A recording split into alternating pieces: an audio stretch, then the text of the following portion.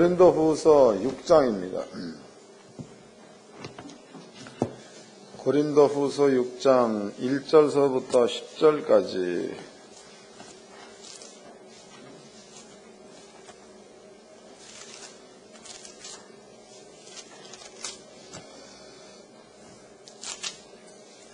고린도후서 6장 1절로 10절까지 다같이 한 목소리로 합독을 하도록 하겠습니다. 시작.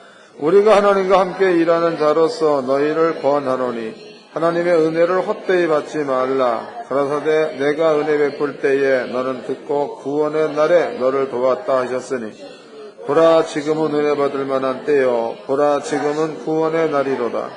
우리가 이 직책에 해방을 받지 않게 하려고 무엇에든지 아무에게도 꺼리끼지 아니하고 오직 모든 일에 하나님의 일꾼으로 자천하여 안이 견디는 것과 환난과 궁핍과 곤란과 매맞음 다침과 요란한 것과 수고로움과 자지 못함 먹지 못함과 깨끗함과 지식과 오래 참음과 자비함과 성령의 감화와 거짓이 없는 사랑과 진리의 말씀과 하나님의 능력 안에 있어 의의 병기로 좌우하고 영광과 욕됨으로 말미암으며 악한 이름과 아름다운 이름으로 말미암음 속이는 자 같으나 참되고 무명한 자 같으나 유명한 자요 죽는 자 같으나 보라 우리가 살고 징계를 받는 자 같으나 죽임을 당하지 아니하고 근심하는 자 같으나 항상 기뻐하고 가난한 자 같으나 많은 사람을 부유하게 하고 아무것도 없는 자 같으나 모든 것을 가진 자로다. 아멘.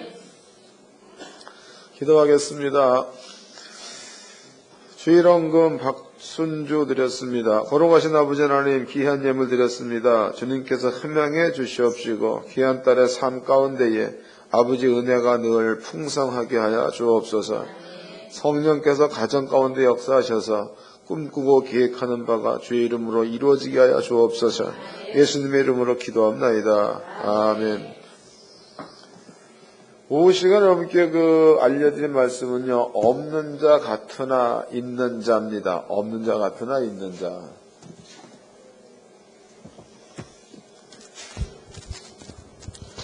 제가 구약 성경에서 예를 좀 들어보도록 하겠습니다. 구약 성경에서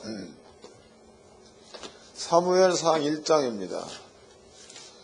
사무엘상 1장을 펴놓으시고 제가 설명을 조금 해드리도록 하겠습니다.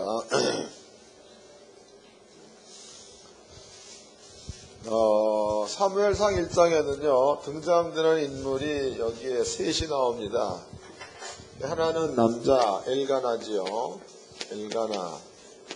엘가나에게는 부인이 둘이 있었습니다. 큰 아내 이름이 한나, 두 번째 아내 이름이 분인나입니다. 분인나는 아기를 잘 낳았죠. 아들이 있었던 사람입니다. 근데 한나는 엘가나가 한나를 사랑해서 함께하는 날이 많지만은 한나는 자식을 낳지 못했다 이 말이에요. 자식. 성경에는 얘기하기를 하나님께서 한나에게 성태치 못하게 하셨으므로 이런 말이 있다고. 하나님께서 한나에게 성태치 못하게 하셨으므로 읽어보자고. 2절입니다. 그에게 두 아내가 있으니 하나의 이름은 한나요 하나의 이름은 분인나라. 분인나는 자식이 있고 한나는 무자하더라. 이 사람이 매년 자기 성읍에서 나와서 실로에 올라가서 만군의 여호와께 경배하며 제사를 드렸는데 엘리의 두 아들 홈니와 비누아스가 여호와의 제사장으로 거기 있었더라. 엘가나가 제사를 드리는 날에 제물의 분깃을 그 안에 분인나와 그 모든 자녀에게 주고 한나에게는 갑절을 주니 이는 그를 사랑함이라. 엘가나가 한나를 사랑을 했다는 거죠. 그러나 여호와께서 그로 성태치 못하게 하시니에서 그러면은 하나님께서 한나에게 아기를 낳지 못하게 했다, 막았다 이런 뜻이 되겠죠. 막았다. 자, 이것 기억해 놓으세요. 성태치 못하게 했다는 거. 또 한 군데는 더 찾아보자고. 창세기입니다. 창세기 17장입니다. 18장.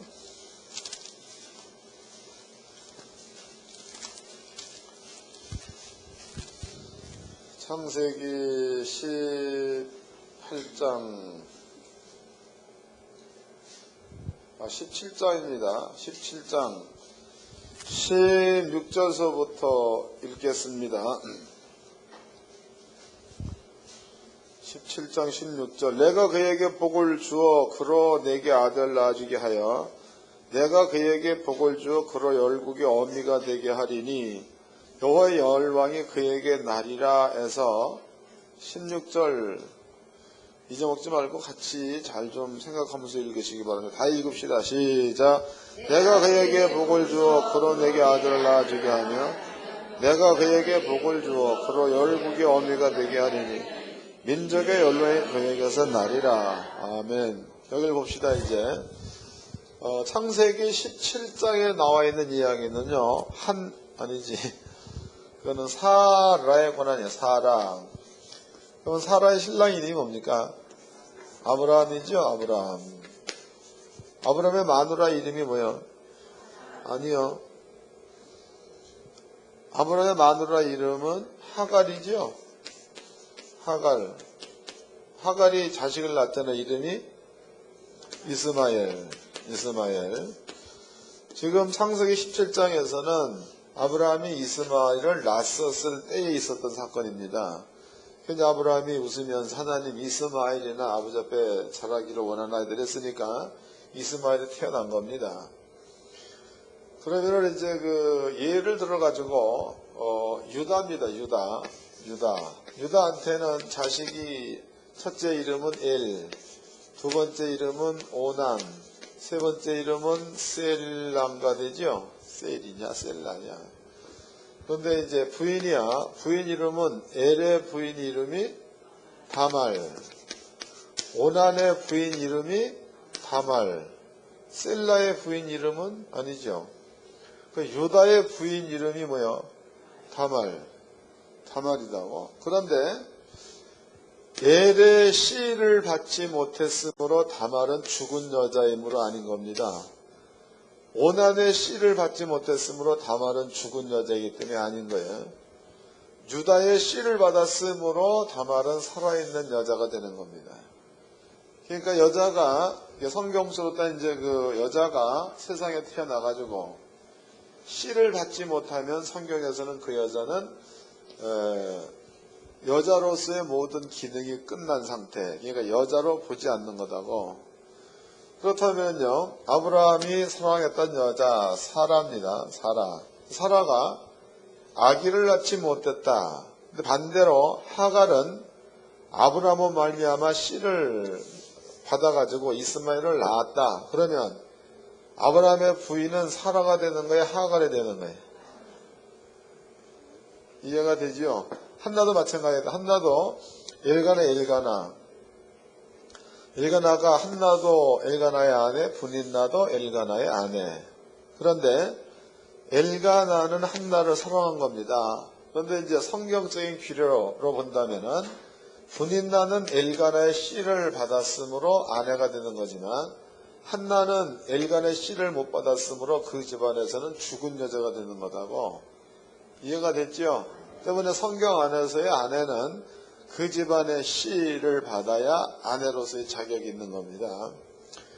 그런데 이제 여기에서 중요한 것은 하나님께서 아브라함한테 네 아내 사라에게 내 복을 주어 그랬다고. 읽어보겠습니다. 창세기 17장 16절입니다.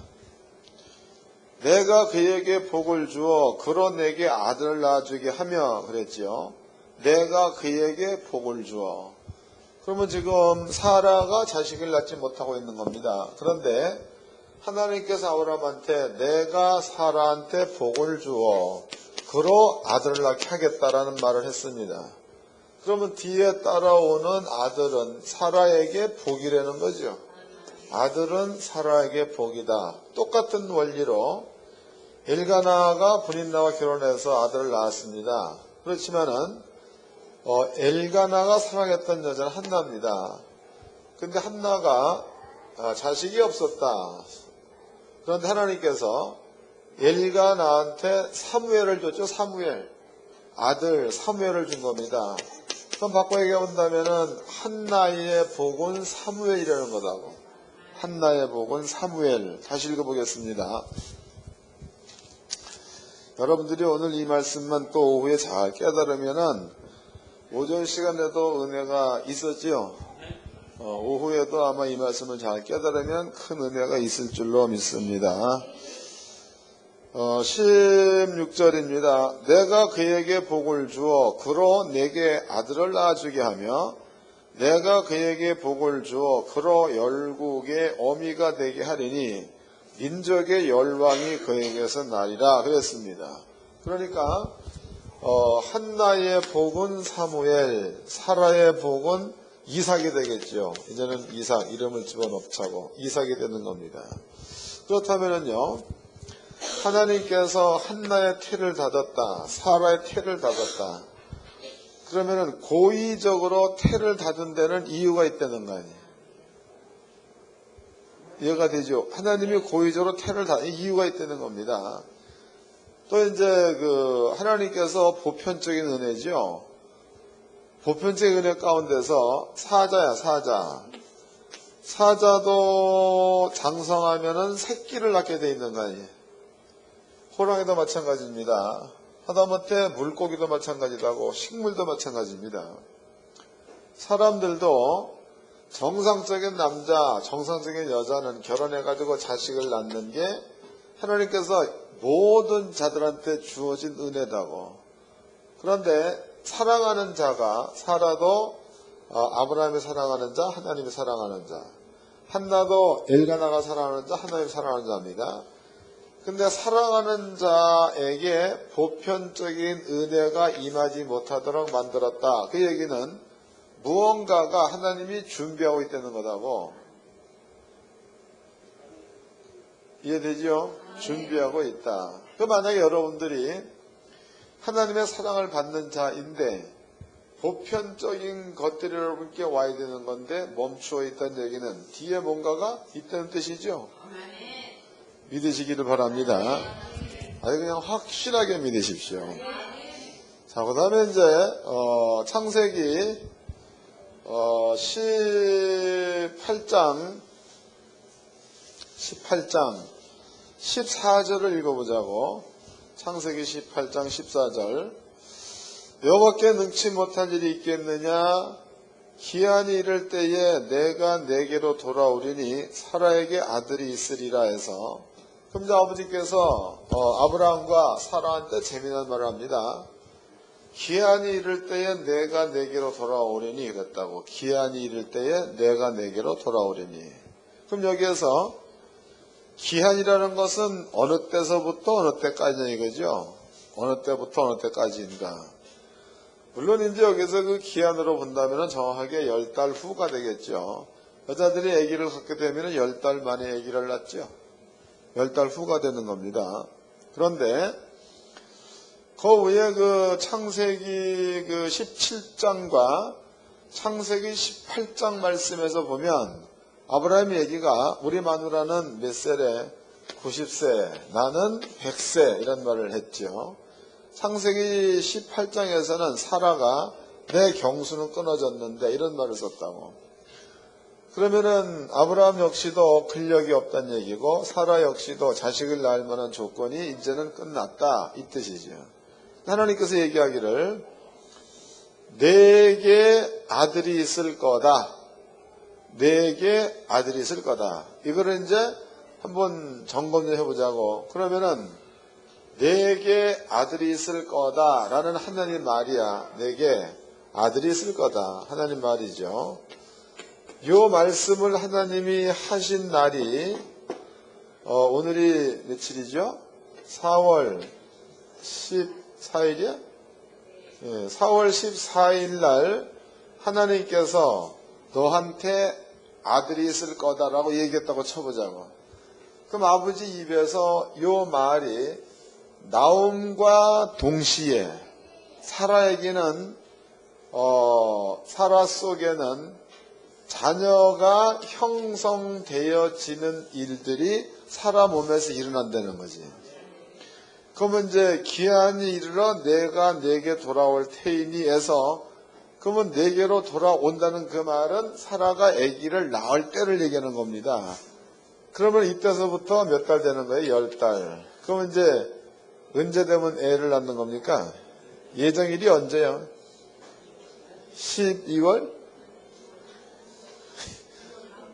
2월? 내년 2월? 2014년 2월 14일이 예정일이라고, 예정일. 여기에서 하나님께서 내게 아들이 있으리라. 이건 지금 얘기해 놓은 겁니다. 그런데 기한이 차면 아들이 있으리라 라는 그 말은 10달을 10달. 아들이 있으라는 그 말이 10달 뒤에는 이삭으로 나타난다. 이 뜻이 되는 거다고. 이해됐죠? 다시 읽어보. 이거 매우 중요하다고. 다시 읽어봅시다.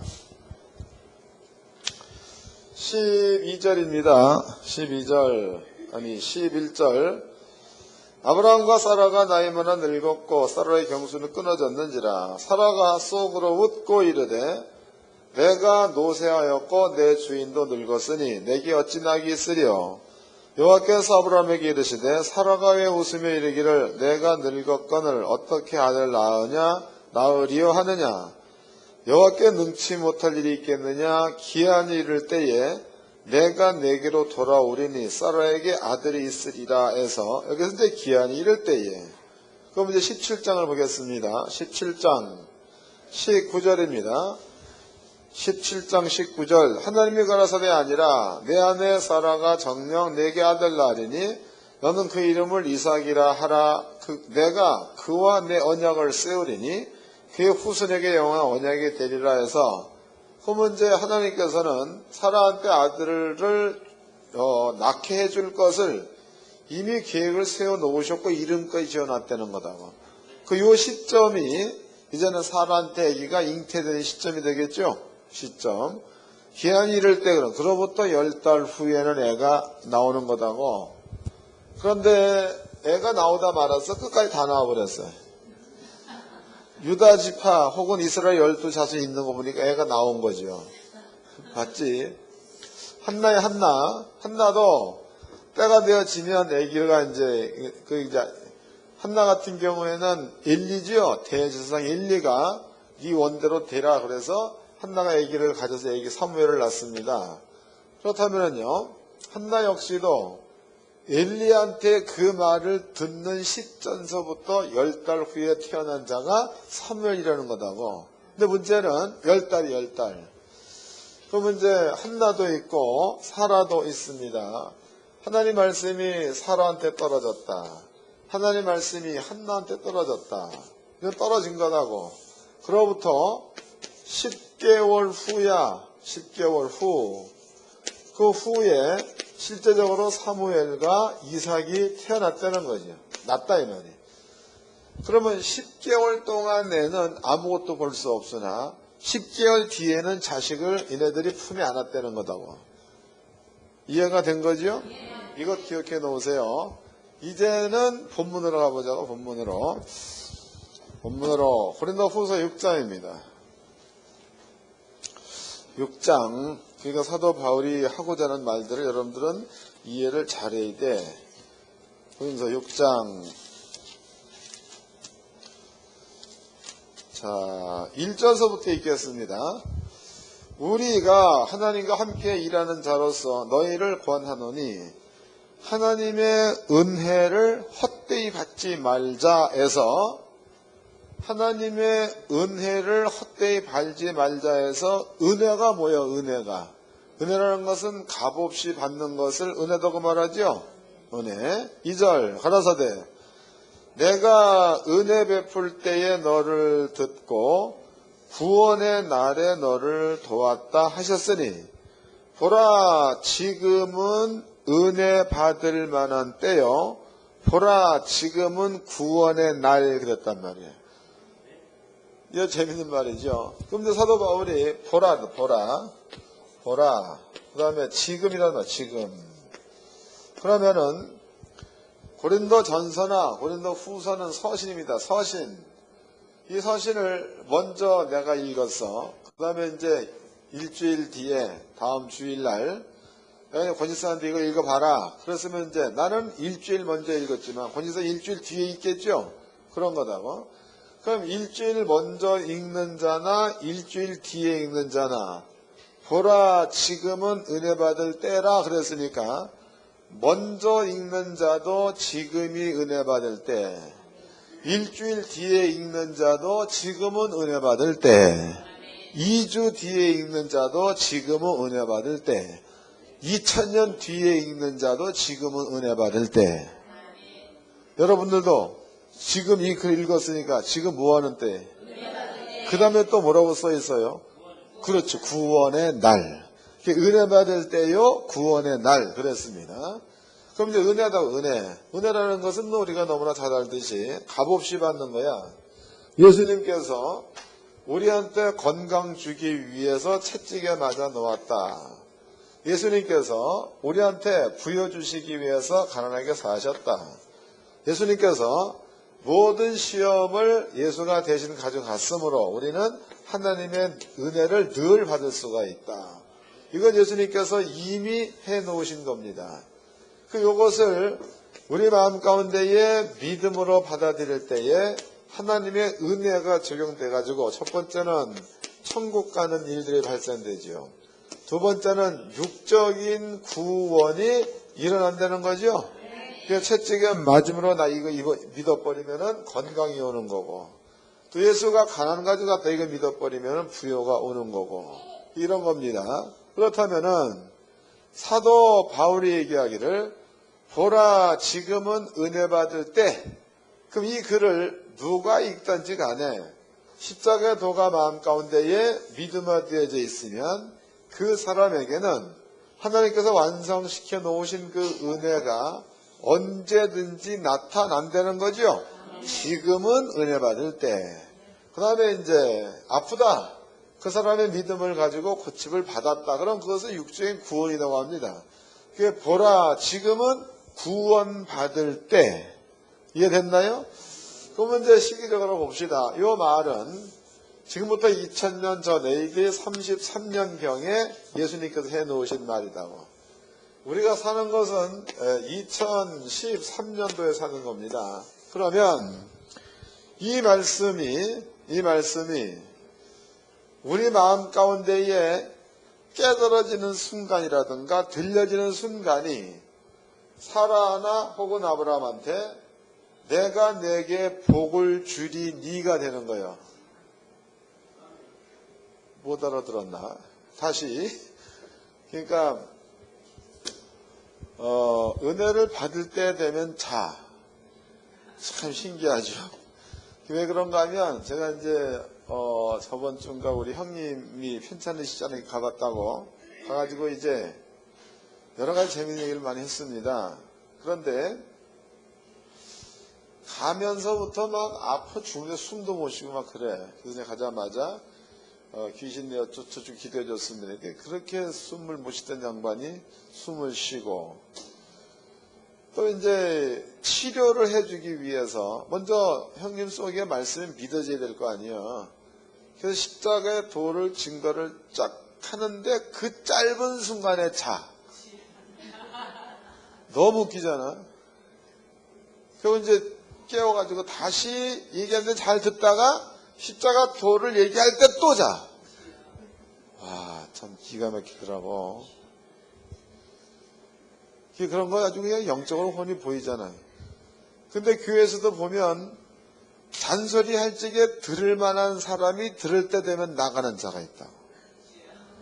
이상하잖아요. 똑같은 일이 영적인 거 똑같은 일이다고. 여러분들은요, 목사 하는 말을 그냥 흘려듣지 말고 잘 좀 들어가지고 들어야 될 자리에 듣는 게 좋아. 그리고 들어가지고 기분 나쁘더라도 깨닫는 게 복입니다. 또 어저께 어떤 목사님한테 이런 얘기, 목사님 10의 1조가 어떻냐고 물어봐. 그래서 내가 이제 나한테 10의 1조 근원이 어디서부터냐고 물어봐. 그리고 이제 자기가 어디 가서 들어봤는데 너무나 월등한 말씀이되는 거야. 그래서 10의 1조 근원은 아브라함 때가 아닙니까? 그랬더니 그냥 하는 얘기가 그거는 10의 1이라는 거예요. 그러면 10의 1조는 뭐냐 그랬더니 10의 1조는 모세 때부터라는 거야. 그러면 10의 1과 10의 1조는 다릅니까? 물어봤더니 다르다는 거예요. 그래서 이게 무슨 소리입니까? 물어봤더니 10의 1은 은혜로 드리는 거고 10의 1조는 계명으로 드리는 거고 이러고 앉았어. 그래서 그러면은 신약 성경에는 뭡니까? 신약 성경에는 10의 1조가 없는 거고 신약 성경에는 은혜로 10의 1을 드리면 된다 이런단 말이죠. 내가 참 기가 막혀가지고 무슨 신천지에서 왔나. 근데 나하고 매우 가까운 목사니까 내가 욕은 못하고 그럼 성경은 봅시다. 성경. 그래서 성경은 이제 찾았습니다. 찾아봐. 히브리서 7장 보자고. 히브리서 7장. 여러분들은 그런 이상스러운 미혹된 말에 넘어가지 말기를 바랍니다. 히브리서 7장 1절을 읽겠습니다. 이 멜기세덱은 살렘 왕이요 지극히 높으신 하나님의 제사장이라. 그가 여러 임금을 죽이고 돌아온 아브라함을 만나 복을 빈 자라. 아브라함이 일제 10분의 1을 그에게 나눠주니라. 그 일을 번역하면 첫째 의의 왕이요 또 살렘 왕이니. 이 말은 창세기 14장에 나오는 말입니다. 그 밑에 보자고 이제. 그 밑에 6절입니다. 레위 족보에 들지 아니한 멜기세덱은 아브라함에게 10분의 1을 취하고 그 약속을 얻은 자를 위하여 복을 빌었나니. 약속을 언제 복을 빌었다 이 말이에요. 7절 해 일어나고 낮은 자가 높은 자에게 복빌문을 받느니라.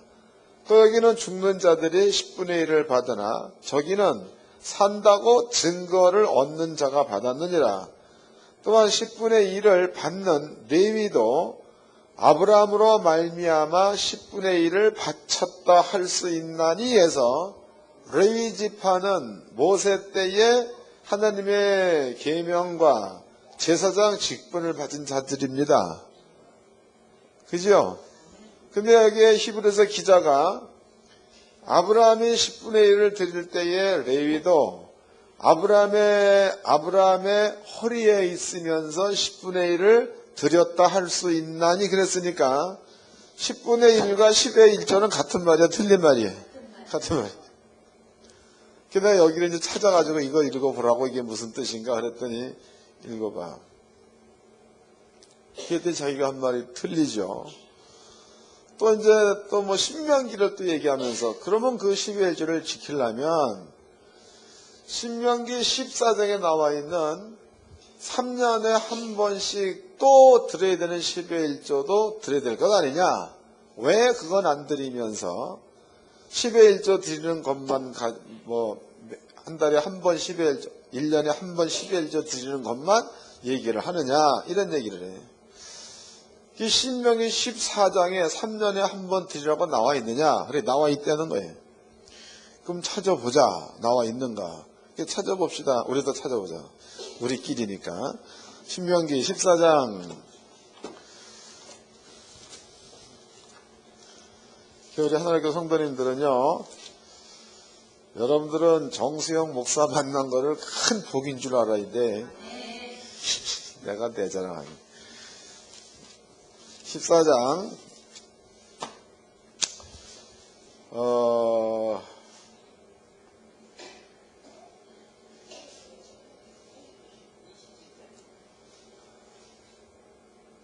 22절서부터 읽겠습니다. 너는 마땅히 매년에 토지 소산의 11조를 드릴 것이며, 그때는 이제 농경사회니까 1년에 한 번 11조를 드리면 되죠. 그러니까 쌀을 100가마 생산을 한다. 그럼 몇 가마 드리는 거예요? 10가마, 이게 11조입니다. 1년에 한 번. 23절 너는 여호와 앞에 곧 여호와께서 그 이름을 두시려고 택하신 곳에 네 곡식과 포도주와 기름의 12일조를 먹으며 또 내 우양에 처음 난 것을 먹고 내는 여호와 경외하기를 항상 배울 것이니라. 그러나 내는 여호와께서 그 이름을 두시려고 택하신 곳에 내게서 너무 멀고 행로가 어려워서 그 풍부히 주신 것을 가져갈 수 없거든.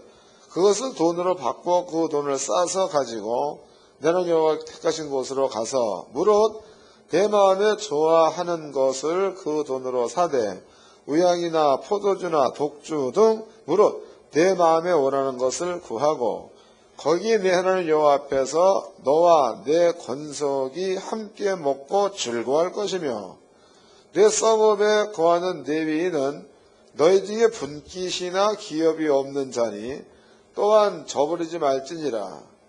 매 3년 끝에 그 해 소산의 10분의 1을 다 내어 내 성읍에 저축하여 너희의 중 분깃이나 기업이 없는 레위인과 내 성중에 우구하는 객가 및 고아와 가부들로 와서 먹어 배부르게 하라.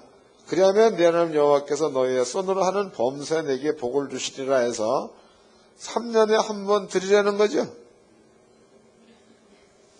뭔 뜻이요 그게? 네? 서성영 집사님 다시 얘기하면 3년째 나는 10의 1조는 모아서 글대로 보면 서집사님 얘기가 맞는 거다. 3년 되는 해는 10의 1조를 가지고 오면 그 10의 1조를 모아가지고 딴 데 쓰지 말고 모아놨다가 레위 지파 가운데서 기업 없는 자한테 주기도 하고 성 안에 들어오는 객한테 주기도 하고 고아한테 주기도 하고 과부한테 주기도 하려는 거다고. 그러니까 3년에 다시 10의 1조 드리라는 말이 아닌 거죠. 계속 들어오는 11조 가운데서 3년째 되는 해는 모아놨다가 딴 데 쓰지 말고 거기에 쓰거라. 이게 아버지의 뜻입니다. 근데 이것을 잘못 해석해가지고 3년마다 한 번씩 새롭게 10의 1조를 또 드려라고 해석한다면 성경을 읽은 사람이 안 읽은 사람이야. 읽었으나 지 멋대로 읽은 거죠. 그래서 성경도 찾아보자고. 찾아봤더니 지가 읽어봐도 뜻이 다르잖아. 근데 틀리면 이거 틀렸는데 내가 곧 이러면 되는 건데 얼굴 색깔은 왜 변하는 거예요? 예? 나는 모르거니와 변한 사람은 알 줄 알면서 얼굴 색깔이 막 새카마지고 막 그래. 또 뭐 흔드는 건 아니야 뭐 하여튼 그래. 그래서 장님이 한마디 해주고 성경을 그냥 한 장만 읽지 말고 목사님 처음부터 끝까지 읽어가지고 폭넓게 일하게 만든 거고 또 10의 1조 안 드리려고 애쓰지 말고 드려 믿음 가지고 그런 아버지가 복을 주니까 그랬더니 복이 돈이냐 이래.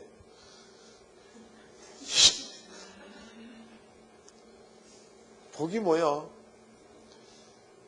복이 돈이요. 천국 가는 것도 복이죠.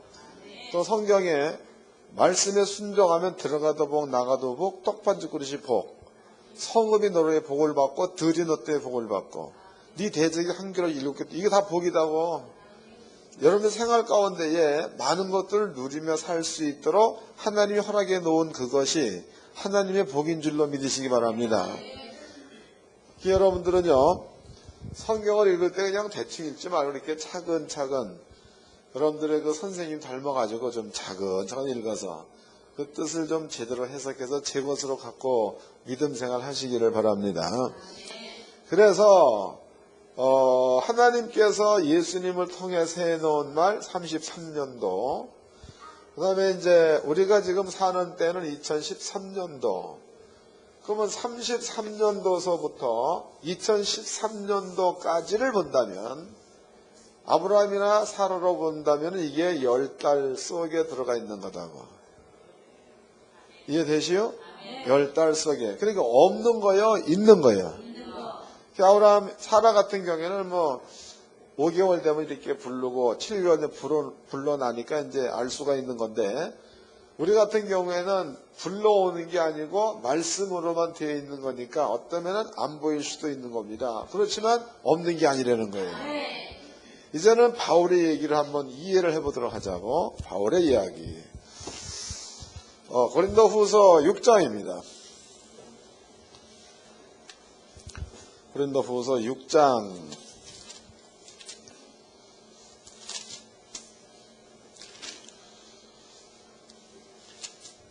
8절서부터 읽겠습니다. 영광과 욕됨으로 말미암으며 악한 이름과 아름다운 이름으로 말미암으며 속이는 자 같으나 참되고 9절 무명한 자 같으나 유명한 자여 죽는 자 같으나 보라 우리가 살고 징계를 받는 자 같으나 죽임을 당하지 아니하고 근심하는 자 같으나 항상 기뻐하고 가난한 자 같으나 많은 사람을 부유하게 하고 아무것도 없는 자 같으나 모든 것을 가진 자로다. 이해가 되셨죠? 이게 이런 뜻이다고. 그러니까 여러분들이 예수를 믿는 믿음이 있고 십자가의 도가 확실하게 믿어졌다면 이것은 하나님께서 아브라함과 사라한테 내가 내게 아들을 주겠다. 이 말과 같은 거다고. 또 한나에게도 마찬가지죠. 한나 네 믿음대로 되라. 이 말 역시도 내가 내게 아들을 주겠다는 말과 똑같은 겁니다. 그리고 조금 있다가 보니까 하나님께서 내가 너에게 복을 주리니 영년 기한이 이르러 네게 아들이 나올 것이다. 그래서 이제 때가 되면 복이 꼭 나타난다는 거죠. 그 복은 하나님께로부터 오는 복인 줄로 믿으시기 바랍니다. 이 복이라는 거다고. 우리 교회 성도님들은요, 겉으로 보기에는 아무것도 없는 것 같이 보이지만, 그렇지만은 가진 자지요. 자부심을 가지시기를 바랍니다. 여러분들이 하나님의 자녀야. 하나님의 자녀면 하나님께서 이미 은혜라는 거, 은혜, 그 은혜, 약속, 이런 것들이 여러분의 마음 가운데 지금 있게 만드셨습니다. 그럼 여러분들은 비록 연약하고 아무것도 없는 자 같은데 무언가가 틀림없이 나타날 거네, 이게. 꼭 나타날 겁니다. 그때까지 여러분들은 나타난다는 그 믿음에서 흔들리지 말고 곧장 가시기 바랍니다. 그래서 그것을 꼭 가져와야 되는 거예요. 중간에 가다가 또 딴짓 해버리면 또 길어져 버리지. 그럼 안 되는 겁니다. 아까 내가 간증했지만 목사님 한 분이 복음을 증거를 잘했어. 아주 진짜 잘했습니다. 성경대로 해가지고 치질도 고쳐내고 막 그런 사람이다고. 근데 그 양반이 복음이 아닌 다른 계시록을 설명한 거지. 근데 복음이 아닌 것에는 어저께도 제가 전도자들한테 얘기했지만은 미혹의 영이요. 복음이 아닌 것은 미혹의 영이다고. 그 미혹의 영 가운데는 100% 귀신력 사게 돼 있습니다. 그 이유가 없는 거예요. 틀림없이 그렇다고. 그래서 이제 그 양반이 복음 증거를 쭉 하다가 삐딱히 가가지고 잘못된 계시록을 증거한 거다고. 그게 미혹된 거, 미혹된 거. 그 미혹이 된과 동시에 그 교회 안에는 벌써 귀신력 사게 돼 있다는 거죠. 우리 교회 같은 경우에는 처음에는 미혹되어 있던 사람들이 하나님 말씀 하나로다가 쫙 모이게 되니까 분쟁이 없어지고 싸움이 없어지잖아. 겪었던 사실 아니야, 이게. 다. 예?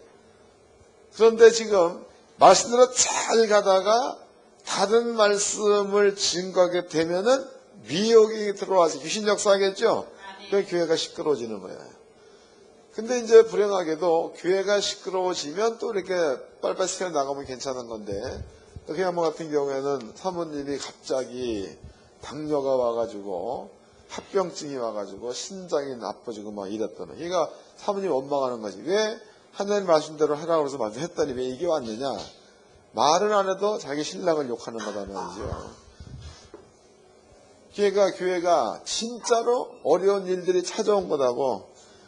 목사님이 목회를 쭉 하다가 사모님이 그래버리면 골치 아파. 사표 써야 되는 거다고. 아니야. 그러니까 내가 보기엔 어려운 지경에 처해 있는 거예요. 그래서 얘기할 때가 나밖에 없잖아. 그게 목사가 하니까 너무 한가워가지고 어떻게 할 줄을 몰라요, 양반이. 그래서 목사님 아니면 내가 누구한테 이런 얘기를 하겠으며 목사님 아니면 누구한테 얘기해서 답을 얻을 수가 있겠습니까? 오늘 목사님이 와가지고 이렇게 나랑 만나준 것은 하나님께서 내게 은혜를 베푸셔서 이런 시간을 준 것입니다. 그러고 펑펑 울어. 키는 그냥 멀대같이 커가지고 안 듣더라고. 언젠가 그때도 이제 또 뭐 전화가 왔어. 목사님 말 안 해 그냥 울고 있어. 그래서 그 다음날 비행기 타고 가봤잖아. 가봤더니 심령 상태가 다 죽어 있어. 그래서 복음 증거하고 축복기도 간절히 해주고 왔더니 또 2, 3년 만에 푹 일어났잖아. 지금 이제 고비가 온 것 같아. 해줬으니까 아마 그 말씀대로만 가운데 서 있으면 회복이 될 줄로 믿습니다. 오늘 그 본문의 말씀의 제목이 없는 자 같으나 있는 자. 믿어지지요? 옆사람과 인사합시다. 부자인 것을 축하드립니다.